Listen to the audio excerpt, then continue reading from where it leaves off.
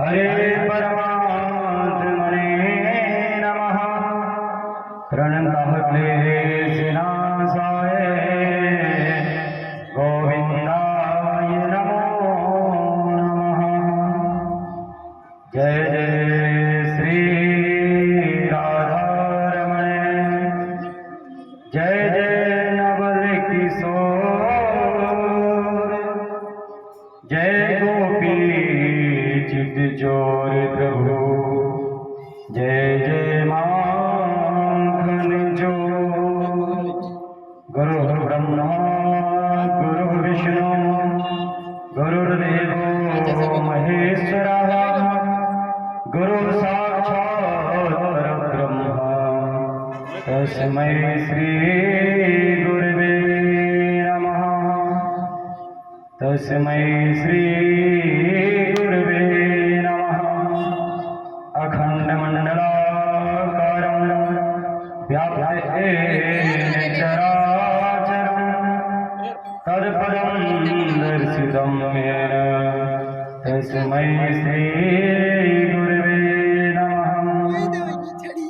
एक बार नैमी सारण्य में एकत्र आर्यावर्त के 88,000 महर्षियों ने मुनिश्री शेष जी से पूछा, बोले हे मुनिश्रेष्ठ, कलयुग में मनुष्य विधान और धर्म विरुद्ध आचरण करते हुए पापों के बोझ तले दबता जा रहा है। अतः हे मुनिश्रेष्ठ, मनुष्य के कल्याण हेतु कोई ऐसा उपाय बताइए जिससे मनुष्य को पुण्य लाभ मिले। तब श्री सूत जी ने कहा, हे ऋषियों, आपने विश्व कल्याण के लिए बड़ा अच्छा प्रश्न किया है। अब मैं उस मंगलकारी व्रत का वर्णन करूंगा जिसके संबंध में एक बार ब्रह्मर्षि नारद जी ने भी भगवान लक्ष्मी नारायण से पूछा था, और उन्होंने नारद जी से जो कथा कही आप उसे सुने। ब्रह्म ऋषि नारद जी ने मानव कल्याण की इच्छा से विभिन्न लोगों का भ्रमण करते हुए पृथ्वी लोक में पहुंचे।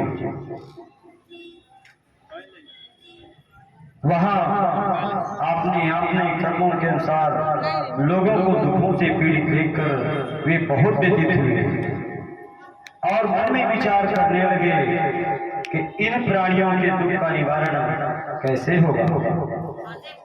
जब वह कोई उपाय न सोच सके तो विष्णु भगवान के सामने उपस्थित हुए।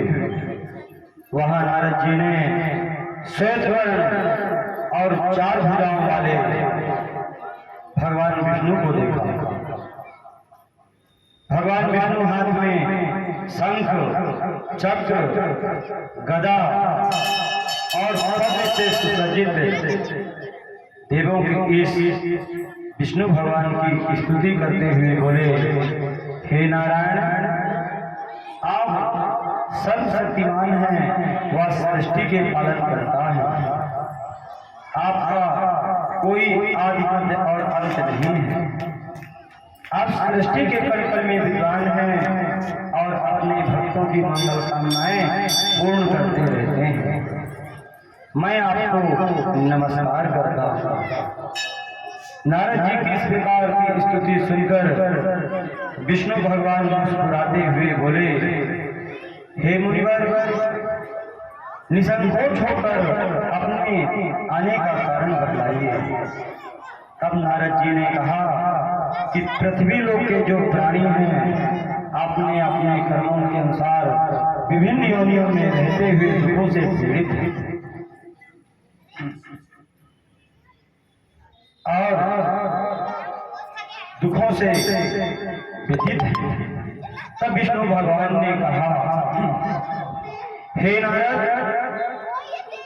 अब मैं ऐसे व्रत का वर्णन करने जा रहा हूँ जिसके करने से विश्व के सभी स्त्री पुरुषों को पापों से मुक्ति मिलेगी और निर्धनता नष्ट होने से मनुष्य आनंद पूर्वक जीवन यापन करेगा। तो कहते हैं ऐसा कौन सा व्रत है, कृपया करके हमें भी बताइए। ऋषि मुनि कहते हैं वह श्री सत्यनारायण भगवान का व्रत है जो कि सभी मनोकामनाओं को पूर्ण करता है। नारद जी ने जब व्रत हेतु विधि विधान की जानकारी चाहिए तो कहते हैं मनसा वाचा कर्मणा, मन से शुद्ध होकर, वचन से शुद्ध होकर, कर्म से शुद्ध होकर मनुष्य भक्ति एवं श्रद्धा भाव से किसी भी दिन इनका व्रत कर सकता है, नैवेद्य आदि भाव भक्ति से अर्पित कर सकता है, ब्राह्मणों को भोजन करा के उनको दक्षिणा प्रदान कर सकता है। इस प्रकार की आराधना करने से सभी कष्टों से मुक्ति पाकर वह आनंद पूर्वक जीवन यापन कर सकता है। श्री सुत जी बोले, हे ऋषियों, अब मैं आप सबको निर्धन ब्राह्मण की कथा सुनाता हूँ जिसने श्री सत्यनारायण भगवान का सबसे पहले व्रत किया। प्राचीन समय में निर्धन ब्राह्मण काशी में रहता था और भिक्षा मांगकर अपना जीवन यापन करता था। ब्राह्मण की दुर्दशा देखकर ब्राह्मणों से प्रेम करने वाले श्री सत्यनारायण भगवान ने एक दिन बूढ़े व्यक्ति का रूप परिवर्तित कर उसके पास जाकर आदर से पूछा, बोले, हे ब्राह्मण देवता, तुम इस तरह घर घर भिक्षा मांगकर अनेक कष्टों को सहन करते हुए कैसे जीवन यापन कर रहे हो? ब्राह्मण ने कहा, हे मित्र, आय का कोई साधन न होने के कारण मैं भिक्षा मांगकर अपना जीवन यापन करता हूँ।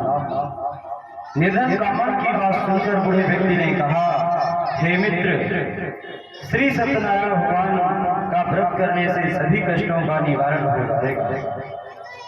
श्री सत्यनारायण भगवान की पूजा आराधना करने से तुम्हारी सभी मनोकामनाएं भी पूर्ण होगी और तुम्हारे घर में धन संपत्ति की वर्षा होगी। ब्राह्मण को व्रत करने की विधि बताकर सत्यनारायण भगवान अंतर ध्यान हो गए। निर्धन ब्राह्मण ने बूढ़े व्यक्ति द्वारा बताए व्रत को करने का निश्चय किया। उस रात से नींद नहीं आई, वह व्रत करने के बारे में ही सोचता रहा और प्रातः उठकर सत्यनारायण भगवान का व्रत रखने का निश्चय करता हुआ निर्धन ब्राह्मण भिक्षा मांगने के लिए निकल पड़ा। उस दिन ब्राह्मण को बहुत साधन मिला। घर लौटकर उसने अपने आसपास के लोगों के साथ मिलकर श्री सत्यनारायण भगवान का पूजन किया। उन्हें व्रत कथा सुनाने के बाद, सभी को प्रसाद देने के बाद स्वयं भी प्रसाद ग्रहण किया। कुछ ही दिनों में ब्राह्मण की निर्धनता दूर हो गई। उसके घर में धन धन्यादि की वर्षा होने लगी। हे श्रेष्ठ मुनियों, अब मैं आपको उन लोगों की भी कथा सुनाता हूँ जिन्होंने उस ब्राह्मण से श्री सत्यनारायण भगवान की व्रत कथा सुनकर व्रत किया और उनके कष्ट भी दूर हुए। धन संपत्ति से संपन्न उस ब्राह्मण ने हर माह नियमित रूप से व्रत करते हुए जब अगले महीने श्री सत्यनारायण भगवान का व्रत किया तो उस व्रत में बहुत से बंधु मित्र सहित सम्मिलित हुए। उसी समय एक बूढ़ा लकड़हारा वहां से गुजरा। उसे बड़ी प्यास लग रही थी, अतः जल पीने की इच्छा से बूढ़े लकड़हारे ने लकड़ियों के गठेरे को जमीन पे रखा और घर के आंगन में पहुंचकर उस ब्राह्मण से पूछा, बोले, हे ब्राह्मण देवता, आप यह किसका पूजन कर रहे हैं? इस व्रत के करने से क्या लाभ होता है? कृपया करके हमें बताइए। बूढ़े लकड़हारे की बात सुनकर ब्राह्मण ने कहा, मैं अपने बंधुओं और परिचितों के साथ श्री सत्यनारायण भगवान का पूजन करता हूँ। इस व्रत को करने से श्री सत्यनारायण भगवान की अनुकंपा से निर्धनता नष्ट होती है और संसार के दुखों से मुक्ति मिलती है। ब्राह्मण से इस व्रत का वर्णन सुनकर बूढ़ा लकड़हारा बहुत प्रसन्न हुआ और मन ही मन में सत्यनारायण भगवान का व्रत करने का निश्चय किया। चलते हुए लकड़हारे ने मन में सोचा, आज लकड़ियां बेचने से जो धन मिलेगा उस धन से हम श्री सत्यनारायण भगवान की पूजा करेंगे। ऐसा विचार करने से उस दिन लकड़हारे को लकड़ियों के अधिक रुपए मिले। लकड़हारे ने उन रुपयों से केले, घी, दूध, दही, गेहूं का आटा और शक्कर खरीदा। घर लौटकर लकड़हारे ने देवों के प्रिय काशी नगरी में श्री सत्यनारायण भगवान का पूजन किया। उस पूजन में उसके परिवार के और आसपास के लोग सम्मिलित हुए।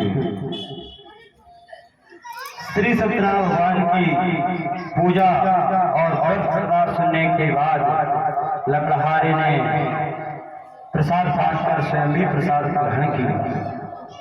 सत्यनारायण भगवान की अनुकंपा से लकड़हारे के घर में धन धान्यादि की वर्षा होने लगी। उसकी निर्धनता दूर हो गई। श्री सत्यनारायण भगवान की पूजा करते हुए लकड़हारा आनंद पूर्वक जीवन यापन करता हुआ अंत में मोक्ष को प्राप्त कर वैकुंठ धाम को चला गया। श्री सूत जी बोले, हे ऋषि मुनियों, अब मैं आपको आगे की भी कथा सुनाता हूँ। प्राचीन समय में कनकपुर में उनकामुख नामक एक बुद्धिमान तथा सत्यवादी राजा राज करता था। वह प्रतिदिन मंदिर में जाकर श्री सत्यनारायण भगवान की पूजा करता था और निर्धनों को अन्न वस्त्र धन दान करता था। उसकी पत्नी सुभद्रा और सुशील थी। वे दोनों हर महीने श्री सत्यनारायण भगवान का व्रत करते थे। श्री सत्यनारायण की अनुकंपा से उनके महल में धन संपत्ति के भंडार भरे थे। उनकी सारी प्रजा बहुत आनंद से जीवन यापन कर रही थी। एक बार राजा और रानी बहुत से लोगों के साथ जब भद्रशिला नदी के किनारे श्री सत्यनारायण भगवान की पूजा कर रहे थे तो नदी के किनारे एक बड़ी नाव आकर के ठहरी। उस नाव में एक धनी व्यापारी यात्रा कर रहा था। वह बहुत सा धन कमाकर अपने नगर की ओर लौट रहा था। उसका सारा धन भी उस नाव में रखा हुआ था। नाव से उतरकर व्यापारी राजा के समीप पहुंचा। राजा को पूजा करते देखकर उसने कहा, हे राजन, आप इन सब लोगों के साथ मिलकर किसकी पूजा कर रहे हैं? इस पूजा के करने से मनुष्य को क्या लाभ होता है? राजा ने व्यापारी से कहा, हम हर पूर्णमासी को सत्यनारायण भगवान का व्रत करते हैं और पूजन अर्चन के बाद भगवान का प्रसाद लोगों को बांटकर स्वयं भी प्रसाद ग्रहण करते हैं। सत्यनारायण भगवान की पूजा से दुखियों के दुख दूर होते हैं। राजा की बात सुनकर व्यापारी ने कहा, हे राजन, मैं भी सत्यनारायण भगवान का व्रत करना चाहता हूँ। कृपया करके मुझे इस व्रत को करने की विधि बताइए। राजा ने व्यापारी को सत्यनारायण भगवान की पूरी विधि बताई। राजा ने व्रत कथा सुनने के बाद व्यापारी को भी प्रसाद दिया। श्री सत्यनारायण भगवान का स्मरण करते हुए व्यापारी ने प्रसाद ग्रहण और लौटकर अपनी पत्नी लीलावती से कहा, यदि हमारे यहाँ कोई संतान होती है तो हम श्री सत्यनारायण भगवान का व्रत अवश्य करेंगे। व्यापारी के निश्चय करने के कुछ समय बाद लीलावती गर्भवती हुई। 10वें महीने में उसने एक सुंदर कन्या को जन्म दिया। व्यापारी ने पुत्री जनपद खुशियां मनाई, लेकिन सत्यनारायण भगवान का व्रत नहीं किया। जब उसकी पत्नी लीलावती ने अपने पति से व्रत करने के लिए बोला तो कहता अभी क्या करती है, इसका विवाह होगा तो हम श्री सत्यनारायण भगवान का व्रत अवश्य करेंगे। आपने पति के वचन सुनकर लीलावती चुप रह गई। व्यापारी की कन्या कलावती शुक्ल पक्ष के चंद्रमा की तरह बढ़ने लगी। एक दिन व्यापार में बहुत सा धन कमाकर घर लौटे व्यापारी ने अपनी बेटी को सहेलियों के साथ उपवन में घूमते हुए देखा तो उसके विवाह की चिंता हुई। व्यापारी ने कलावती के लिए सेवक ढूंढने के लिए अपने सेवकों को दूर दूर के नगरों में भेजा। व्यापारी के सेवक कंचनपुर नगर में पहुंचे। उस नगर में उन्होंने एक बड़ी पुत्र को देखा। बड़ी पुत्र अत्यंत सुंदर और गुणवान था। सेवकों ने वापस लौटकर व्यापारी को उस बड़ी पुत्र के बारे में बताया। व्यापारी उस सुंदर लड़के को देखकर बहुत प्रसन्न हुआ और कलावती का विवाह बहुत धूमधाम के साथ कर दिया। दहेज में उसने बड़ी पुत्र को बहुत साधन दिया। कलावती का विवाह भी हो गया, लेकिन व्यापारी ने श्री सत्यनारायण भगवान का व्रत नहीं किया। लीलावती ने अपने पति से कहा, हे नाथ, आपने कलावती के विवाह पर श्री सत्यनारायण भगवान का व्रत करने का निश्चय किया था। अब तो आपको व्रत कर लेना चाहिए। पत्नी की बात सुनकर व्यापारी ने कहा, अभी तो मैं अपने दामाद के साथ व्यापार करने के लिए जा रहा हूँ। व्यापार से लौटने पर श्री सत्यनारायण भगवान का व्रत अवश्य करेंगे। व्यापारी यह कहकर कई नावों में सामान भरा और अपने दामाद तथा सेवकों के साथ व्यापार करने के लिए निकल पड़ा। उस व्यापारी द्वारा बार बार व्रत करने का निश्चय और व्रत न करने से सत्यनारायण भगवान एक दिन क्रोधित हो और व्यापारी को दंड देने का निश्चय किया। व्यापारी अपने दामाद के साथ रत्नसार में पहुंचकर व्यापार कर दिया। एक दिन कुछ चोर महल में चोरी कर रहे थे। सैनिक उनका पीछा करते हुए भागते हुए चोरों के पास पहुंचे। सैनिक उन्होंने व्यापारी की नावों की तलाशी ली। उन्हें राजा का चोरी किया गया धन मिल गया। तब सैनिक व्यापारी और उसके दामाद को बंदी बनाकर राजा के पास ले गए। राजा ने उन दोनों को बंदी गृह में डाल दिया और उनका सारा धन भी ले लिया। श्री सत्यनारायण के प्रकोप से उधर लीलावती पर भी मुसीबतों का पहाड़ टूट पड़ा। उसके घर में चोरी हो गई और चोर सारा धन चुरा ले। घर में खाने के लिए अन्न भी नहीं बचा। श्री सत्यनारायण भगवान की व्रत कथा हो रही थी। उसने भी वहां बैठकर व्रत कथा सुनी और प्रसाद लिया। घर लौटकर कलावती ने अपनी मां लीलावती को सारी बातें बताई। कलावती से श्री सत्यनारायण भगवान की कथा की बात सुनकर लीलावती ने भी व्रत करने का निश्चय किया। अगले दिन लीलावती ने अपने परिवार और आसपास के लोगों के साथ मिलकर श्री सत्यनारायण भगवान का पूजन किया। पूजा के बाद सभी को प्रसाद बांटकर स्वयं भी प्रसाद ग्रहण किया। लीलावती ने अपने पति और दामाद के घर लौट आने की मनोकामना से श्री सत्यनारायण भगवान का पूजन किया। लीलावती के विधिपूर्वक व्रत करने और प्रसाद ग्रहण करने से श्री सत्यनारायण भगवान ने प्रसन्न होकर उसकी मनोकामनाओं को पूर्ण किया। उन्होंने राजा चंद्रकेतु को स्वप्न में दर्शन दिया। दर्शन देकर कहा, हे राजन, व्यापारी और दामाद बिल्कुल निर्दोष हो। सुबह उठते ही दोनों को बंदी गृह से मुक्त कर दो। उन दोनों का सारा धन भी वापस कर दो। यदि तुमने ऐसा नहीं किया तो मैं तुम्हारा सारा वैभव नष्ट कर दूंगा। इतना कहकर श्री सत्यनारायण भगवान अंतर ध्यान हो गए। प्रातः होते ही राजा चंद्रकेतु मंत्रियों और राजा जोशी को स्वप्न की सारी बातें बताई। व्यापारी और दामाद को छोड़ देने के लिए कहा। राजा चंद्रकेतु ने तुरंत उस व्यापारी और उसके दामाद को छोड़ दिया। उनका सारा धन भी वापिस कर दिया। इस प्रकार श्री सत्यनारायण भगवान की अनुकंपा से व्यापारी और उसका दामाद दोनों खुशी खुशी अपने नगर की ओर चले गए। ओम नमो भगवते वासुदेवाय नमः। ओम नमो भगवते वासुदेवाय नमः।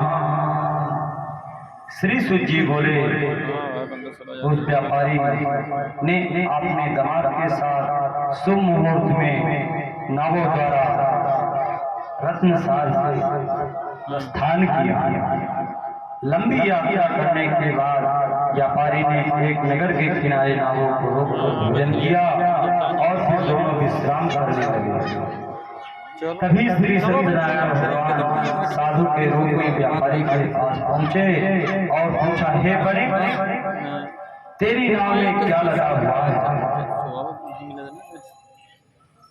व्यापारी ने सोचा, दंडी साधु अवश्य कुछ मांगने की इच्छा से सामान के बारे में पूछ रहा है।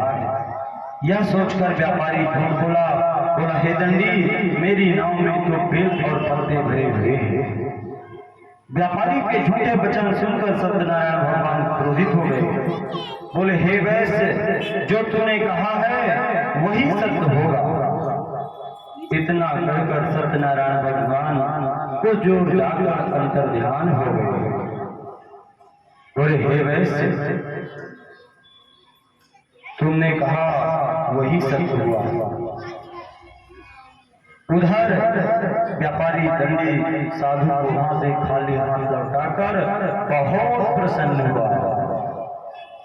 लेकिन जब व्यापारी ने अपनी नावों की तलाशी ली तो उसमें बेल और पत्ते भरे हुए थे। तो आपने झूठ बोलने पर प्रायश्चित कर लिया। रोते रोते व्यापारी मूर्छित हो गया। कुछ देर बाद जब उसकी मूर्छा नष्ट हुई तो उसके दामाद ने कहा, आप दुखी मत होइए, यह सब उन दंडी साधु के श्राप के कारण हुआ है। अब वही दंडी हमें इस विपत्ति से छुटकारा दिला सकते हैं। दामाद के वचन सुनकर व्यापारी दंडी साधु की तलाश में चल दिया। कुछ देर ढूंढने पर उसे वृक्ष के नीचे दंडी साधु के रूप में सत्यनारायण भगवान मिल गए। व्यापारी ने दंडी साधु के चरणों में गिरकर क्षमा मांगी। दंडी स्वरूप सत्यनारायण भगवान बोले, हे बड़े पुत्र, तेरे झूठ बोलने के कारण ही मैंने तुझे दंड दिया। तूने बार बार मेरी पूजा करने के लिए कहा, लेकिन कभी पूजा की नहीं। तब व्यापारी हाथ जोड़ करके कहता है, हे भगवान, आप तो दीन दुखियों के कष्ट को दूर करने वाले हैं। मेरी भी इस गलती को क्षमा करें। आपके रूप को तो ब्रह्मा भी नहीं जान पाता, जो कि सृष्टि के रचयिता है। फिर भला मैं अज्ञानी कैसे आपकी लीलाओं को समझ पाता। अब मैं जीवन में कभी झूठ नहीं बोलूंगा। सदैव श्री सत्यनारायण भगवान का व्रत और पूजन किया करूंगा। आप मुझ पर अनुकंपा करें, त्राहि मांगता। व्यापारी की क्षमा याचना सुनकर दंडी साधु ने उन्हें क्षमा कर दिया। उसी समय व्यापारी की नावों में भरे हुए बेल और पौधे धन धन्यादि में परिवर्तित हो गए। व्यापारी ने अपने सेवकों के साथ जब अगले दिन श्री सत्यनारायण भगवान का व्रत किया, उनकी पूजा की, सबको प्रसाद वितरित करने के बाद स्वयं भी प्रसाद ग्रहण किया। व्यापारी कैसे करने पर आगे की ओर बढ़ता हुआ व्यापारी अपने नगर की ओर चल पड़ा। अपने नगर में पहुंचकर व्यापारी ने एक सेवक को अपने घर भेजा। सेवक ने लीलावती को सूचित किया। उसी समय लीलावती और कलावती दोनों श्री सत्यनारायण भगवान की पूजा कर रहे थे। पति और समाज के लौट आने की मनोकामना से यह समाचार सुनकर लीलावती ने पूजा पूरी करके प्रसाद करने के बाद लीलावती से कहा, बेटी मैं नदी के किनारे जा रही हूँ, तू भी प्रसाद ग्रहण कर शीघ्र जा, कहकर लीलावती नदी की ओर चल पड़ी। परंतु कलावती से मिलने की खुशी में प्रसाद ग्रहण किए बिना ही घर से निकलकर नदी की ओर जा पहुंचा। उसके प्रसाद ग्रहण न करने के कारण सत्यनारायण भगवान क्रोधित हो गए। उन्होंने व्यापारी की नावों को नदी में डुबो दिया। अपने पति को वहां न देखकर कलावती ने भी रोना शुरू कर दिया। तब व्यापारी ने कहा, हे पुत्री, अवश्य तुझसे कोई भूल हुई है, इसीलिए श्री सत्यनारायण भगवान ने तुझे दंड दिया है। तब व्यापारी ने सत्यनारायण भगवान से प्रार्थना की, बोले हे भगवान, मेरे परिवार के किसी स्त्री पुरुष से कोई भूल चूक हुई हो, आप क्षमा करें। तब आकाशवाणी हुई, हे बड़े पुत्र, तेरी कन्या प्रसाद ग्रहण किए बिना ही पूजा से उठकर चली आई। यदि घर पहुंचकर तेरी कन्या प्रसाद ग्रहण कर ले तो सब कुछ पहले जैसा हो जाएगा।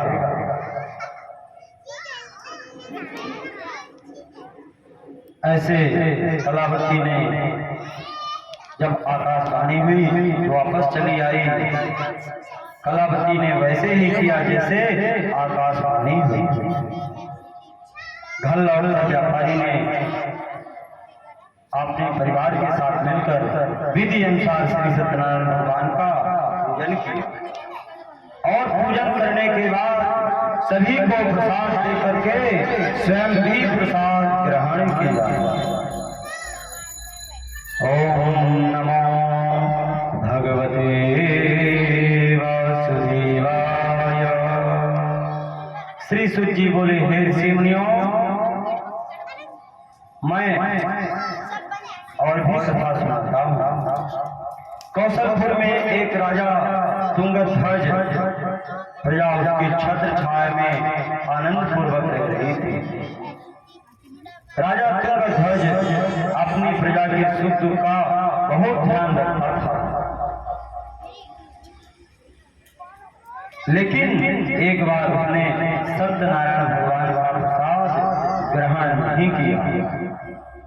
तब सभी को चिंताओं से मुक्त करके धन संपत्ति से भंडार भरकर प्राणियों को जीवन के सभी सुख देने वाले श्री सत्यनारायण भगवान ने राजा को प्रसाद ग्रहण न करने का दंड दिया। एक दिन राजा जंगल में हिंसक पशुओं का शिकार करने निकला था।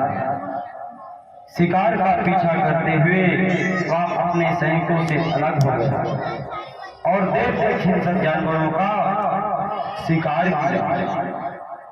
अतः कुछ देर विश्राम करने के लिए वह एक वृक्ष के नीचे बैठ गया। समीप ही कुछ चरवाहे श्री सत्यनारायण भगवान की पूजा कर रहे थे। राजा ने उनके पास से गुजरते हुए श्री सत्यनारायण भगवान को नमस्कार नहीं किया। चरवाहों ने राजा को पूजा के बाद प्रसाद दिया तो राजा ने प्रसाद ग्रहण नहीं किया और घोड़े पर सवार होकर के अपने नगर की ओर चल दिया। राजा जब नगर में पहुंचा तो देखा कि उसका सारा वैभव नष्ट हो गया। श्री सत्यनारायण के प्रकोप से राजा निर्धन हो गया। तब राजा ज्योति ने कहा, महाराज आपसे अवश्य कोई भूल हुई है। अगर आप उस भूल का प्रायश्चित कर लें तो सब कुछ पहले जैसा हो जाएगा। राजा को तुरंत अपनी भूल का स्मरण हो आया।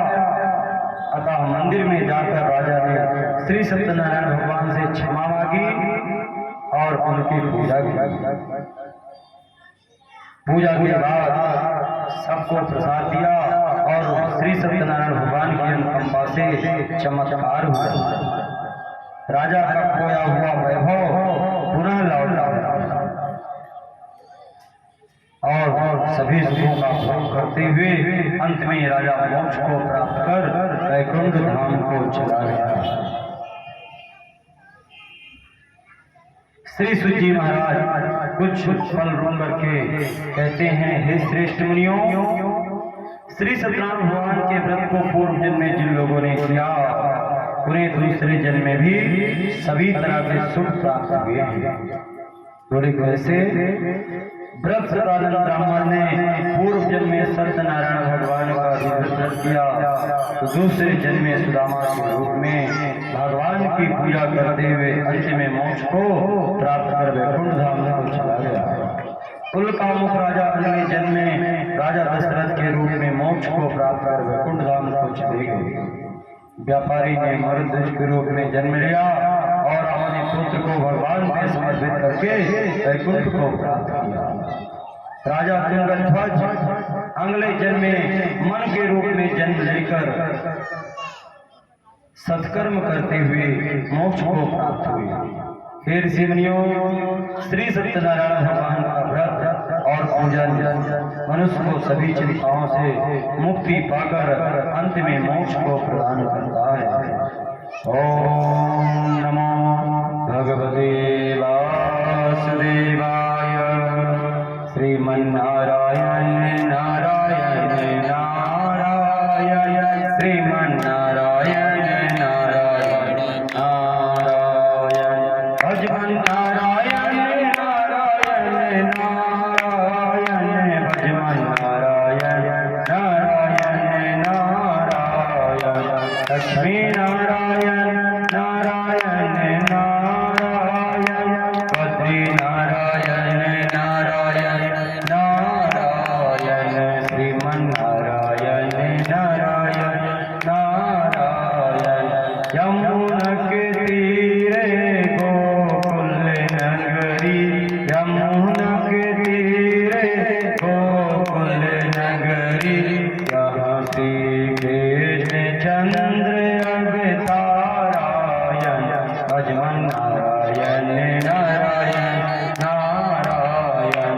श्रीमन्नारायण नारायण नारायण, सरयू के तीर अयोध्या नगरी, सरयू के तीर अयोध्या नगरी, जहाँ श्री रामचंद्र अवतारायण, श्रीमन्नारायण नारायण नारायण, भजमन नारायण नारायण नारायण। बोले सत्यनारायण भगवान की।